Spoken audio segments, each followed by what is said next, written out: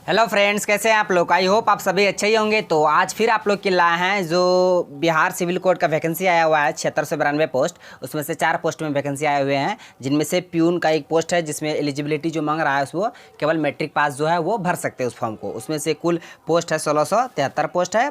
उसमें से 85 प्रश्न के एग्जाम होंगे, जिसमें से 35 मैथ के प्रश्न होंगे, 35 हिंदी के और 25 इंग्लिश के, और जो बचा 15 प्रश्न ये इंटरव्यू में देंगे। तो टोटल 100 के प्रश्न पूछे जाएंगे इसमें। प्यून में पोस्ट का नाम है प्यून ऑर्डरली, आप इसे याद रखिएगा। तो हम उसका आज सेट यानी कि हिंदी का सेट नंबर 2 लेके आए। इससे पहले हम सेट नंबर 1 करा दिए, अगर आप लोग नहीं देखे तो जाके देख लीजिए। आज हम उसका सेट नंबर 2 लेके आए। इसमें हम बहुत ही महत्वपूर्ण क्वेश्चन को लाएंगे, मतलब लेके आए हैं, उसको डिटेल से बताएंगे। सिर्फ आप लोग ध्यान से देखते चलिएगा और सुनते चलिएगा। तो चलिए शुरू करते हैं। पहला क्वेश्चन है कि पेड़ से पत्ता गिरा, इस वाक्य में ये जो से है, से घेरा हुआ है छोटी कोष्ठ से, किस कारक की विभक्ति है से। तो देखिए ऑप्शन में दिया है कर्ता कारक, करण कारक, कर्म कारक, अपादान कारक। तो पहले हम इसका आंसर बता देते हैं, उसके बाद इसके साथ जो एक्स्ट्रा फैक्ट होंगे उसे बताएंगे। पहले इसका आंसर हो जाएगा ऑप्शन डी, यानी कि अपादान कारक। कौन सा कारक? अपादान कारक। तो बता दें कारक के कुल कितने भेद होते हैं। तो कारक के देखिए हम बताएं, लिख के लाए हैं। तो कारक एवं उसकी विभक्तियाँ, इसे भी याद रखिए। कारक के 8 भेद होते हैं। कितने? 8 भेद होते हैं। कर्ता कारक, कर्म कारक, करण कारक, संप्रदान कारक, अपादान कारक, संबंध कारक, अधिकरण कारक, संबोधन कारक। इस सब का चिन्ह भी याद रखिए। कर्ता ने कर्म को, करण से, संप्रदान को के लिए, अपादान से, अधिकरण संबंध का के की, अधिकरण में पर, संबोधन हे, अजी, अहो, अरे, ये सभी कारक है और उसके विभक्तियाँ हैं, चिन्ह है। इसको याद रखिएगा। अब यहाँ देखिए कन्फ्यूज कहाँ होता है मतलब विद्यार्थी सब, यहाँ पे देखिए करण का चिन्ह भी से है, उसके बाद यहाँ अपादान का भी चिन्ह से है। अभी दोनों को हम डिटेल मतलब अच्छी तरह से बता देते हैं, आप लोग सिर्फ समझिए। अगर जब कोई बिछड़ेगा, कोई भी चीज़ जब एक दूसरे से बिछड़ेगा तो वहाँ पे अपादान कारक, कौन सा? अपादान कारक। जैसे पेड़ से पत्ता गिर रहा है, मतलब पेड़ से पत्ता गिर रहा है, यानी पत्ता पेड़ से बिछड़ रहा है तब ना टूट के नीचे गिर गया। तो जब बिछड़ेगा, अलगाव होगा तो वहाँ अपादान कारक होगा। अगर रहेगा मतलब चिपका हुआ, मैं इसे लिखते हैं ताकि वो समझ आए, चिपका हुआ रहेगा, चिपका हुआ यानी सटा हुआ रहेगा तो करण कारक। जिस तरह हम राम पेन से लिखता है, राम पेन से लिखता है, पेन जो लिखेगा तो वो पेन और उसका हाथ दोनों चिपका रहेगा, सटा हुआ रहेगा ना, हटा रहेगा तो कैसे लिखेगा? जब तक सटेगा नहीं हाथ और पेन तो उंगली कैसे लिखा जाएगा? तो याद, जहाँ सटा हुआ रहेगा, चिपका हुआ रहेगा तो वहाँ करण कारक दीजिएगा से के लिए। जहाँ पे अलगाव होगा, बिछड़ाव होगा, मतलब हटेगा तो वहाँ पे से के लिए अपादान कारक दीजिएगा। तो ये दोनों में आप आई होप आप कन्फ्यूज मत होइएगा। तो यहाँ देखिए पेड़ से पत्ता गिर रहा है तो अलग हो रहा है, बिछड़ा हो रहा है, इसलिए यहाँ पे अपादान कारक होगा, न कि करण कारक। आप इसे याद रखिएगा। ये 8 भेद को भी याद रखिएगा, उसका विभक्ति को भी याद रखिएगा। अब चलते हैं अगले क्वेश्चन की ओर। क्वेश्चन है कि खेतों में चारों ओर हरियाली है, हरियाली कौन सी संज्ञा है? नाउन है, आपको बताना है कि हरियाली कौन सी संज्ञा है। ऑप्शन में दिया है जातिवाचक, व्यक्तिवाचक, समूहवाचक, द्रव्यवाचक। तो हम इसका करेक्ट आंसर बता देते हैं। सॉरी, यहाँ पे एक छूट गया है, यहाँ सही आंसर भाववाचक ऑप्शन में दिए ही नहीं, भाववाचक। तो इसका करेक्ट आंसर ऑप्शन ई हो जाएगा, भाववाचक। हरियाली जो है वो कैसी संज्ञा है? भाववाचक संज्ञा है। हरियाली, ये जो हरियाली है ये भाववाचक संज्ञा। अब हम लोग भाववाचक संज्ञा कहेंगे किसे, है ना? उससे जानने से पहले हम इसका भेद जान लेते हैं। संज्ञा आ गया तो हम देखिए प्रत्येक क्वेश्चन को हम बहुत ही डिटेल से बताएंगे, उसके भेद के बारे में बताएंगे, है ना? बिल्कुल कॉन्सेप्ट बहुत ही मतलब बेसिक है, आप लोग ध्यान से देखिएगा। चलिए यहाँ आगे संज्ञा, रुकिए, संज्ञा नाउन, इसके भेद है 5। जातिवाचक, व्यक्तिवाचक, समूहवाचक, द्रव्यवाचक, भाववाचक। ये 5 भेद है, संज्ञा के 5 भेद है। जातिवाचक, व्यक्तिवाचक, भाववाचक, समूहवाचक, द्रव्यवाचक। अब यहाँ देखिए जातिवाचक कहेंगे किसी, है ना, जिससे किसी जाति भर का बोध हो। जैसे लड़का बोलेंगे तो लड़का पूरा जाति आ गया, लड़की पूरी जाति आ गया। जिससे किसी खास व्यक्ति या मतलब जो व्यक्तिवाचक संज्ञा जो होते हैं, जिसमें से किसी खास व्यक्ति स्थान का बोध हो, उसे व्यक्तिवाचक। जिस तरह अगर हम लिखते हैं, मान के चलिए अगर हम यहाँ पे लिखते हैं लड़का, तो ये लड़का हो गया जातिवाचक, तो पूरा लड़का पूरा जाति आ गया। लड़का में अगर लिख देंगे, राम कह देंगे, तब ये व्यक्ति हो जाएगा, है ना, नाम ले लिए उसका, तो व्यक्तिवाचक हो जाएगा। लड़का बोलेंगे तो जाति हो जाएगा। उसी तरह अगर लड़की बोलेंगे तो जाति हो जाएगा। अगर लड़की में कोई नाम लिख देंगे, मिलन, सिमर, सीता, गीता, रीना, तो वो व्यक्ति हो जाएगा। आप इसे याद रखिए। और जो दुनिया में केवल एक ही है, जैसे पृथ्वी, सूर्य, चांद, ये केवल व्यक्तिवाचक होंगे, इसे भी आप याद रखिएगा। तो ये 5 भेद है जाति के, 5 को याद रखिएगा। और क्वेश्चन में क्या कह रहा था? हरियाली। हरियाली इसका आंसर भाववाचक होगा। भाववाचक क्यों होगा? देखिए भाववाचक को समझिए, भाववाचक कहते किसको है? जिससे किसी व्यक्ति या पदार्थ के गुण, भाव, दशाओं इत्यादि का बोध हो तो उसे भाववाचक कहेंगे। तो यहाँ पे देखिए यहाँ गुण का बोध हो रहा है ना, चारों ओर क्या है? हरियाली है, हरियाली है। तो यहाँ पे जातिवाचक होगा या नहीं होगा, व्यक्ति भी नहीं होगा, समूह भी नहीं होगा, यहाँ भाववाचक होगा। द्रववाचक किसे कहेंगे, जिससे किसी धातु या द्रव का बोध हो। जिस तरह देखिए द्रववाचक हम सबको ही बताएंगे, सिर्फ आप लोग ध्यान से देखते चलिएगा सब प्रत्येक वीडियो जो हम अपलोड करेंगे। द्रववाचक में जैसे हो गया धातु, धातु में क्या क्या लीजिएगा, मान के चलिए द्रव में लीजिए दूध, पानी, धातु में लोहा, है ना। जिसे आप इसे भी याद रखिए, जिसे नापा या तोला जा सकता है उसे द्रववाचक कहेंगे, सीधी सी बात है ना। संज्ञा किसे कहेंगे, नाम को ही संज्ञा कहेंगे डायरेक्ट, कोई भी किसी व्यक्ति, वस्तु, स्थान, भाव आदि के नामों को हम लोग ऐसे पढ़ते थे, है ना। तो अब सीधी समझिए, नाम को ही संज्ञा कहते हैं। इसके 5 भेद होते हैं, 5 भेद को हम बता दिए। तो यहाँ हरियाली पूछ रहा था, हरियाली भाववाचक है, इसका गुण बता रहा है, इसलिए इसका करेक्ट आंसर ऑप्शन ई हो जाएगा, भाववाचक। तो अब चलते हैं अगले क्वेश्चन की ओर। ये सब जो एक्स्ट्रा फैक्ट बताएं आप इसे भी याद करते जाइएगा, है ना, आपके लिए बहुत ही ज़्यादा इंपॉर्टेंट होंगे। नेक्स्ट अब मैं स्वयं भोजन कर लूँगी, मैं खुद से भोजन कर लूँगी, हमको किसी की जरूरत नहीं, हम खुद से कर लेंगे। तो यहाँ पे जो स्वयं आया है, स्वयं वर्ड, ये स्वयं कैसा सर्वनाम है, ये स्वयं बहुत ज़्यादा हम जो क्वेश्चन लेके आए, छांट लेके आए हैं, जो कि एग्जाम के बहुत ज़्यादा चांसेस है पूछने का। तो यहाँ मैं स्वयं भोजन कर लूँगी, तो यहाँ स्वयं कैसा सर्वनाम है। ऑप्शन में दिया पुरुषवाचक, निश्चयवाचक, अनिश्चयवाचक, निजवाचक। तो हम सर्वनाम आया, तो सर्वनाम से जितने भी क्वेश्चन बनेंगे हम सबको बताएंगे। पहले हमें इसका आंसर बता देते हैं। तो इसका करेक्ट आंसर हो जाएगा ऑप्शन डी, यानी कि निजवाचक होगा सर्वनाम। स्वयं या मैं अपने आप ही चला जाऊँगा, आप अगर आ जाएगा, मैं अपने आप ही ना सेंटेंस में आएगा, मैं अपने आप ही चला जाऊंगा।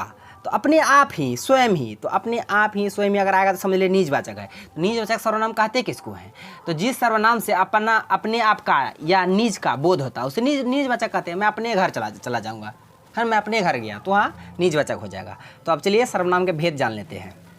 देखिए सर्वनाम के 6 भेद, कितने भेद हैं, 6 भेद हैं। पुरुषवाचक, निश्चयवाचक, अनिश्चयवाचक, निजवाचक, संबंधवाचक, प्रश्नवाचक। ये 6 भेद को आप याद रखिएगा। ऐसे पूछ लीजिए थे सर्वनाम के कितने भेद हैं, संज्ञा के कितने भेद हैं, शब्द के कितने भेद हैं, संधि के कितने भेद हैं, कारक के कितने भेद हैं, समास के कितने भेद हैं। हम सबको भेद को भी बताएंगे, है ना, क्वेश्चन के साथ ही, ताकि आपको यहीं पर समझ जाए। तो यहाँ सर्वनाम आ गया, सर्वनाम के 6 भेद है, 6 भेद का बता दिए। पुरुषवाचक, सर्वनाम, निश्चयवाचक, अनिश्चयवाचक, निजवाचक, संबंधवाचक, प्रश्नवाचक। तो यहाँ क्वेश्चन पूछा था मैं स्वयं भोजन कर लूँगी, स्वयं आ गया तो निजवाचक हो जाएगा, है ना। पुरुषवाचक कहते हैं, रुको थोड़ा इसको बताते हैं। पुरुषवाचक जैसे देखिए, जिस सर्वनाम से बोलने वाला, सुनने वाला या जिसके विषय में कहा जाए उसका बोध उसे पुरुषवाचक सर्वनाम कहते हैं। पुरुषवाचक सर्वनाम इसके भी 3 भेद है, पुरुषवाचक के भी 3 भेद है। उत्तम पुरुष, मध्यम पुरुष, अन्य पुरुष, पढ़े ही होंगे, उत्तम पुरुष, मध्यम पुरुष और अन्य पुरुष। उसके बाद निश्चयवाचक, जिसे किसी निश्चित मतलब पदार्थों का बोध हो, वस्तु का बोध हो, निश्चित का, है ना, तो उसे निश्चयवाचक कहेंगे। और जिससे अनिश्चय का हो तो उसे और निश्चयवाचक सर्वनाम कहेंगे। जैसे लगता है कोई आ रहा है, अरे बाबू पता नहीं चल रहा कौन आ रहा है, ये निश्चयवाचक हो गया। निश्चित क्या था, यह घोड़ा खूब दौड़ता है ना, यह घोड़ा खूब दौड़ता है। तो यहाँ पे यह आ गया निश्चयवाचक ना, यही घोड़ा जो बहुत दौड़े छू, ये निश्चयवाचक हो गया, वो अनिश्चयवाचक हो गया। निजवाचक तो बता ही दिए, स्वयं आ जाएगा। संबंधवाचक संबंध बताएगा, संबंधवाचक संबंध बताएगा। जैसे देखिए, जो सोता है वह खोता है, जो सोता है वह खोता है। तो यहाँ पे जो मतलब जो है, जो का संबंध क्या है, वह से है। तो जो खोता है वह, मतलब जो सोता है वो खोता है, जो का संबंध वह से है, ये संबंधवाचक सर्वनाम हो गया। अब प्रश्नवाचक क्या हो, जैसे प्रश्न का बोध, मतलब प्रश्न का बोध हो, जैसे क्या हो, जैसे मांगने कहते तुम कौन हो, तुम क्या कर रहे हो, है ना, प्रश्नवाचक आ रहा है ना, तो ये प्रश्नवाचक सर्वनाम हो गया। तो इसी तरह से सबको आप याद रखिएगा, आपके लिए बहुत ही ज़्यादा इंपॉर्टेंट होंगे। इसके हम बता दिए, सर्वनाम क्वेश्चन आया था बस, सर्वनाम से 1 से इसके साथ जो भी क्वेश्चन बनाए थे हम सबको बता दिए। अब चलते हैं अगले क्वेश्चन की ओर। क्वेश्चन है कि संन्यास का संधि विच्छेद। देखिए शब्द से शुरू किया, सर्वनाम आए, उसके बाद संज्ञा चले गए, यहाँ पे फिर शब्द संधि आ गए, है ना, कारक चले गए। तो इसी तरह से हम जो कराएंगे क्वेश्चन ना, आपको बाहर नहीं जाने देंगे व्याकरण में, हम गारंटी आपसे लेते हैं। तो देखिए संन्यास का संधि विच्छेद क्या है, सन जोड़ यास, संत जोड़ नियास, सन जोड़ नियास, सम जोड़ नियास। देखिए 4 है, चारों अलग अलग है, तो इसका करेक्ट आंसर ऑप्शन डी हो जाएगा, यानी कि संन्यास का संधि विच्छेद होगा सम जोड़ नियास। देखिए संन्यास लिखा कैसे जाता है, इसी सो अंश और आधार नो युवा का सो संन्यास ऐसे लिखिएगा, ये नहीं है नो नहीं दीजिएगा, ये ऊपर बिंदा नहीं दीजिएगा, दोनों यहाँ बिंदा भी होता है, आधार नो भी होता है ना। तो यहाँ शुद्ध वर्तनी वाला शब्द में ये आएगा लिखा हुआ है ना, इसलिए बता दिए संन्यास का संधि विच्छेद सम जोड़ न्यास, ये व्यंजन संधि है। कौन संधि है, हलंत लग गया ना, तो ये व्यंजन संधि है। कौन सा संधि है, व्यंजन संधि है, आप इसे याद रखिएगा। संन्यास कौन सा संधि है, व्यंजन संधि है। देखिए यहाँ संधि आ गया, संधि के भेद कितने हैं, 3 भेद है। कौन कौन है, स्वर, व्यंजन, विसर्ग, तीनों, जिसमें से कुछ भी नहीं रहे, ना हलंत रहे, ना हलंत रहे, इसे ऐसे नहीं होता हलंत, ना विसर्ग रहे तो समझ लिया स्वर है जिसमें हलंत है, व्यंजन है जिसमें विसर्ग है, तो विसर्ग संधि हो गया। तो ये था फ्रेंड्स जो आपको बता दिए। हाँ, एक लास्ट क्वेश्चन इसे भी बता देते हैं कि वैज्ञानिक में कौन सा प्रत्यय है। उपसर्ग प्रत्यय से भी क्वेश्चन पूछता है कि जो शब्द के पहले लगकर उसका अर्थ बदल दे वो उपसर्ग कहलाता है, जो अंत में लगकर उसका अर्थ बदल देता है वो प्रत्यय कहलाता है। तो उसी तरह आपको बताना है कि जो वैज्ञानिक है इसमें कौन सा प्रत्यय लगा हुआ है। तो वैज्ञानिक ऑप्शन में यहाँ देखिए क्या दिया हुआ है, क दिया हुआ है, इक दिया हुआ, हर्षी दीर्घई दोनों का दिया हुआ है, हर्षी का निक भी दिया हुआ है। क्योंकि वैज्ञानिक में लास्ट में निक है ना, तो बहुत सारे स्टूडेंट यहाँ कन्फ्यूज कर जाते हैं, निक लगाता निक लगा देते हैं। नहीं, ऐसा कोई बात नहीं। तो बोले वैज्ञानिक जो वर्ड है उसको बोलिए अच्छा से, वैज्ञानिक, निक यानी कि इक बोला जा रहा है ना। तो आप देखिए इक दो यहाँ भी है, इक यहाँ भी इक है, तो हर्षी वाला इक भी है और दुर्घे ये वाला भी इक है। आपको मारना है सही से। यहाँ देखिए वैज्ञानिक में जो नौ में हर्षी का है ना, ये नौ में हर्षी का है, तो इसलिए हर्षी वाला जो हर्षी ये है वो वाला इक होगा। तो इसका करेक्ट आंसर ऑप्शन बी हो जाएगा, है ना। ये हर्षी का, उसके बाद को ये वाला इक होगा। तो वैज्ञानिक में कौन सा प्रत्यय होगा, इक प्रत्यय, वो भी हर्षी वाला। तो आप इसे याद रखिएगा। तो फ्रेंड्स ये सारे प्रश्न थे जो हम आपको बता दिया। आई होप वीडियो आपको पसंद आया होगा। यदि आपको वीडियो पसंद आया तो मेरे सॉरी फ्रेंड, देखिए और 2-3 क्वेश्चन है उससे भी करा देते हैं हम। देखिए आगे नहीं है ना, आगे और टाइप क्या हुआ है देख लीजिए, इसको भी करा देते हैं। क्वेश्चन है कवि में जो कवि है उसका स्त्रीलिंग क्या होगा। लिंग बदलना है आपको, कवि का स्त्रीलिंग रूप आपको बताना है। तो देखिए ऑप्शन में देखिए सब कवित्री ही दिया हुआ है। ये कवियत्री दिया, यहाँ कवियत्री दिया हुआ है, यहाँ कवियानी दिया हुआ है, कवियाइन दिया हुआ है। तो देखिए इसका आंसर होगा कवियत्री, क व कव यो हर्षी का तर दुर्घी का कवियत्री, ये वाला कवित्री होगा। इसका करेक्ट आंसर ऑप्शन बी हो जाएगा कवियत्री। कवि का स्त्रीलिंग कवियत्री। लिंग दो तरह का, स्त्रीलिंग और पुल्लिंग। उसके बाद है रूढ़ शब्द है। देखिए रूढ़ शब्द किसे कहेंगे, ऐसे शब्द जिसका खंड किए जाने पर कोई अर्थ ना निकले उसे रूढ़ कहेंगे, है ना। तो आप देखिए यहाँ ऑप्शन में दिया विद्यालय, विद्यालय का खंड होता है ना, विद्या जोड़ आलय, विद्या जोड़ आलय। उसके बाद इसका भी अर्थ निकलता है आलम मतलब घर, विद्या मतलब विद्या समझ भी करते हैं। अब विद्यार्थी, विद्या जोड़ अर्थी, इसका भी अर्थ निकलता है विद्या जोड़, ये कहाँ से आ जाता है, विद्या जोड़ अर्थी विद्यार्थी। और उसके बाद संसार, संसार का भी होता है समजोड़ सार, ये कहाँ से आ जाता है, अरे रुकिए इसको हटाने दीजिए, समजोड़ सार, ये संसार का क्या। लेकिन यहाँ देखिए काम का अर्थ को निकल रहा है। अगर काम को तोड़िएगा का प्लस मो, तो का अलग हो गया, मो अलग हो गया, तो का से कोई अर्थ निकलेगा, मो से कोई अर्थ नहीं निकलेगा, नहीं निकलेगा। तो इसलिए बता दिए कि ऐसे शब्द जिसका खंड किए जाने पर कोई अर्थ ना निकले उसे रूढ़ कहेंगे। तो यहाँ विद्यालय का खंड कर अगर रहे हैं, विद्यालय का खंड अगर कर रहे हैं तो इसका अर्थ निकल रहा है, विद्यार्थी का भी निकल रहा है, संसार का भी निकल रहा है, लेकिन काम का नहीं निकलेगा। काम में का अलग कीजिएगा, मो को अलग कीजिएगा, तो इसका कोई अर्थ ही नहीं निकलेगा। इसलिए इसका आंसर ऑप्शन सी हो जाएगा काम। तो अब चलते हैं अगले क्वेश्चन की ओर। क्वेश्चन है कि तो से 9 तक किस वर्ण वर्ग में आते हैं। तो से 9 तक के वर्ण किस वर्ग में आते हैं।